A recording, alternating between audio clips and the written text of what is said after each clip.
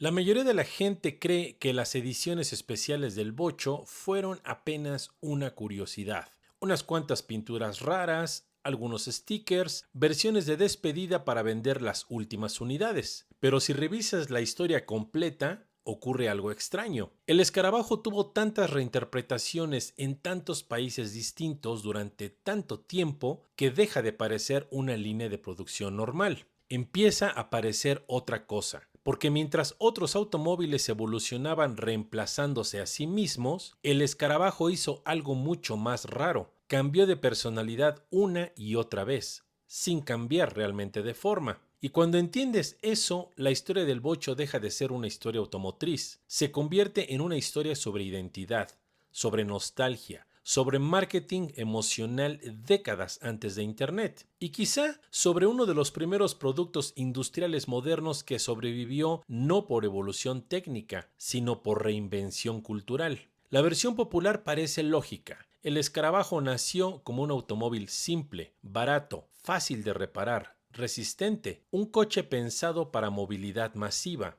Después llegó el mundo automotriz moderno, motores delanteros, tracción delantera, más seguridad, más espacio, más eficiencia. Y el escarabajo quedó atrapado en otra época. Esa es la narrativa dominante, que Volkswagen mantuvo vivo un auto obsoleto gracias a la nostalgia y lanzó unas cuantas ediciones especiales antes de retirarlo. Pero el problema es que las fechas no encajan, porque Volkswagen empezó a experimentar con versiones especiales muchísimo antes de que el escarabajo estuviera realmente acabado, y eso cambia toda la interpretación. Incluso antes del famosísimo World Champion de 1972, Volkswagen ya jugaba con algo peligrosamente inteligente, las Springs Editions. May, June, Pop, Makeover, Coccinelle Orange, Maggiolino Arancione y Boblen Orange. Versiones distintas dependiendo del país. No tenían motores radicales, no redefinían el escarabajo mecánicamente, y precisamente por eso son tan importantes, porque muestran el instante exacto en que Volkswagen entendió algo que casi ninguna marca comprendía todavía. Un automóvil podía venderse como estado emocional. El bocho dejaba de ser únicamente transporte. Ahora podía ser verano, moda, color, juventud, estilo. Y entonces apareció otra edición casi olvidada, el Promotion June, ligado al mercado francés o franco-belga, apenas unas 700 unidades registradas históricamente. Lo extraño es que ni siquiera existe certeza absoluta sobre dónde se ensambló. Wolfsburg, Bruselas, Witteren. La documentación es difusa. Y aquí es donde la historia empieza a sentirse diferente, porque normalmente las ediciones especiales nacen al final de la vida de un producto. Aquí no. Aquí Volkswagen estaba aprendiendo algo muchísimo más profundo. El escarabajo podía reinventarse culturalmente sin rediseñarse técnicamente. Y entonces llegó 1972, el momento que lo cambió todo. El 17 de febrero salió de Wolfsburg el escarabajo número 15.007.034. El escarabajo acababa de superar al Ford Model T como el automóvil más producido del planeta. Y Volkswagen reaccionó de inmediato. Creó el World Champion o campeón mundial, color Marathon Metallic, rines Lemmerz exclusivos, faros halógenos, interior especial, certificado conmemorativo, más de 6.000 unidades vendidas en semanas. Pero lo importante no eran las piezas, era el mensaje. Volkswagen acababa de descubrir que podía convertir historia industrial en objeto emocional. Y lo más increíble es que funcionó. Aquí es donde la historia del bocho toma un giro inesperado, porque después del World Champion, las ediciones especiales dejaron de ser experimentos, se volvieron estrategia global. Llegaron Big Beetle y City Beetle, dos interpretaciones distintas del mismo automóvil, uno más robusto, otro más urbano. Volkswagen ya no intentaba convencer al mundo de que el escarabajo era el más moderno, intentaba hacer algo mucho más sofisticado, darle múltiples personalidades al mismo objeto. Y entonces apareció el GCR, Gelb Schwarzer Renner, amarillo Saturn, negro mate, basado en el 1303S, solo 3.500 unidades. Lo extraño es que técnicamente seguía siendo un Käfer, pero visualmente parecía otra criatura. Y ahí Volkswagen entendió una verdad peligrosamente poderosa. La gente no siempre compra prestaciones, muchas veces compra sensación. El GSR no necesitaba vencer a un Porsche, necesitaba hacer que el bocho pareciera rebelde, y durante unos segundos lo conseguía. Después llegó una idea todavía más brillante: el Jeans Beetle. Asientos de mezclilla, estética inspirada directamente en moda juvenil, gráficos específicos. Parecía superficial, pero culturalmente fue una genialidad, porque Volkswagen dejó de vender ingeniería y empezó a vender identidad. Y aquí aparece algo fascinante. Mientras otras marcas envejecían intentando parecer modernas, Volkswagen convirtió el envejecimiento del escarabajo en parte de su encanto. Y eso fue exactamente lo que permitió su supervivencia. En Norteamérica, la transformación se volvió todavía más extrema. Sportsbug, Sunbug, Lovebug y la Grand Bug.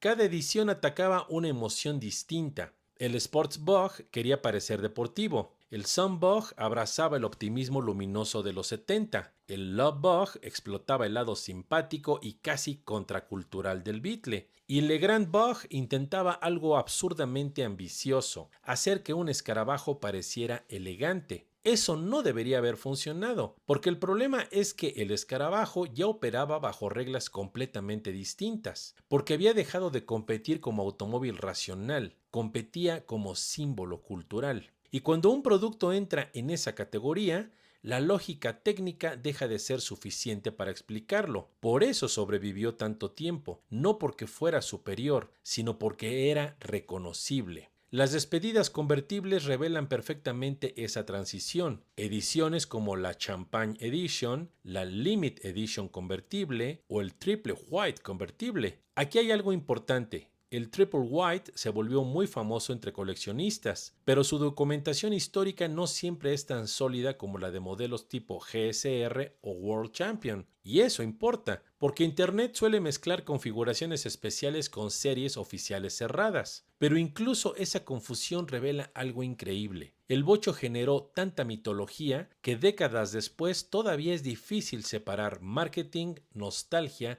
e historia real. Alemania siguió empujando esa fórmula. Llegaron el Jeansbug y el Special Bug. El Jeansbug retomaba la estética juvenil: mezclilla, franjas decorativas, radio Salzgitter. El Special Bug iba hacia otro lugar: franjas doradas, tapicería tartán, detalles en piel, radio Wolfsburg. Y luego apareció uno de los Beetles visualmente más extraños de todos: el Velvet Red Special Beetle. Rojo terciopelo, franjas azules entrelazadas, interior rojo y azul. Era imposible confundirlo con cualquier otro automóvil. Y eso era exactamente el objetivo. El Volkswagen June Beetle de 1970 cuenta con una máquina de 1500 centímetros cúbicos y quizá la característica especial del modelo sea una pintura naranja brillante cubriendo su carrocería. Entre sus características especiales tenemos defensa delantera con topes y gomas, tapones de rines cromados y medallón con desempañante. Otro bocho de edición especial es el Volkswagen Super B de 1971. Estaba equipado con motor 1300 centímetros cúbicos, rines Sprint Start, defensas con topes y gomas, así como luces de halógeno Hella.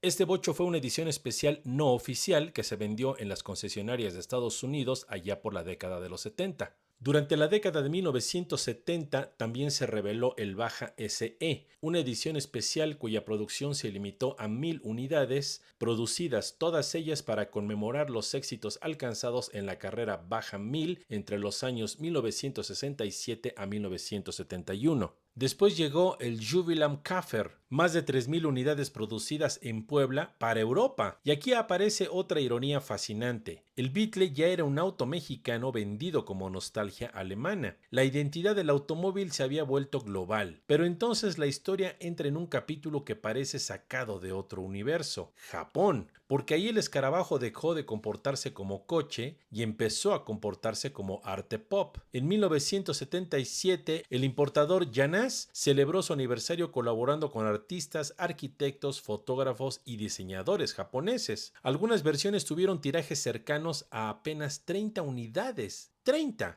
Eso ya no parece producción automotriz, parece una galería rodante. Y aquí es donde la historia se vuelve realmente extraña, porque el escarabajo podía convertirse en cualquier cosa sin perder su silueta esencial. Muy pocos automóviles han logrado eso. Sudáfrica desarrolló otro camino completamente distinto. Las versiones fabricadas en Uitenhage entre 1973 y 1978 son tan complejas que incluso historiadores especializados tienen problemas reconciliando colores, emblemas y especificaciones con registros europeos o americanos. Y entonces aparece uno de los escarabajos más raros jamás construidos, el 1600 SP, motor 1600, configuración deportiva, doble carburación Solex en algunos ejemplares. No intentaba ser un superdeportivo, intentaba reinterpretar localmente la personalidad del escarabajo. Y eso es exactamente lo que convierte esta historia en algo mucho más grande que un automóvil. Cada país empezó a moldear el escarabajo según su propia cultura. Brasil hizo lo mismo. El Fusca Serie Prata apareció como una de las primeras grandes series especiales brasileñas. Después llegó el Visorrao 1600S, también llamado Super Fusca 1600S, más agresivo, más deportivo, más extraño. Y finalmente apareció la última serie Oro de 1996, la despedida simbólica del Fusca brasileño. Pero quizá ningún país reinterpretó tanto al bocho como México, porque México no solo mantuvo vivo al bocho, lo convirtió en fenómeno cultural independiente. En 1994 apareció el Fire Beetle, negro, interior rojo y negro, motor 1600i, catalizador, rines deportivos de 15 pulgadas. Volkswagen calcula entre 200 y 500 unidades fabricadas, y además fue el primer bocho negro oficial vendido en México. Pero entonces ocurrió algo todavía más surrealista, el bocho Arlequín.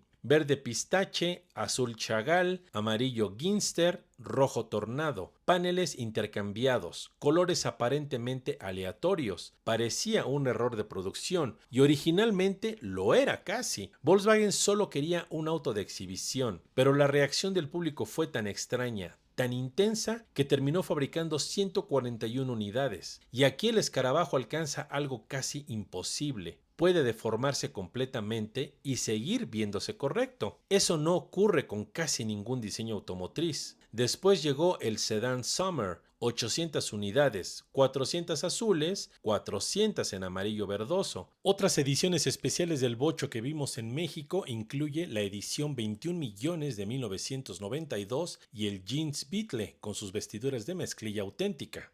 Tampoco podemos pasar por alto el Volkswagen Sedan Edition 1, lanzado como una edición conmemorativa para celebrar los 40 años de Volkswagen en México. Solo se produjeron 50 unidades de este bocho pintado de color rosa metálico. 5 de esas unidades fueron exportadas a Europa. Y finalmente la última edición, 3000 unidades, Aquarius Blue, Harvest Moon Beige, llantas cara blanca, molduras cromadas, emblemas nostálgicos. La ceremonia final de uno de los automóviles más reconocibles jamás construidos. Pero cuando observas todas estas ediciones juntas, ocurre algo inesperado. Ya no parecen simples versiones especiales, parecen intentos constantes de mantener vivo un símbolo global. Y quizá esa sea la verdadera historia del escarabajo, no la de un automóvil que sobrevivió demasiado tiempo, sino la de un objeto industrial que aprendió a reinventarse culturalmente, mucho antes de que el resto de la industria entendiera cómo hacerlo. Porque el escarabajo nunca volvió a ser el auto más moderno, pero logró algo mucho más difícil, seguir siendo relevante sin dejar de parecerse a sí mismo.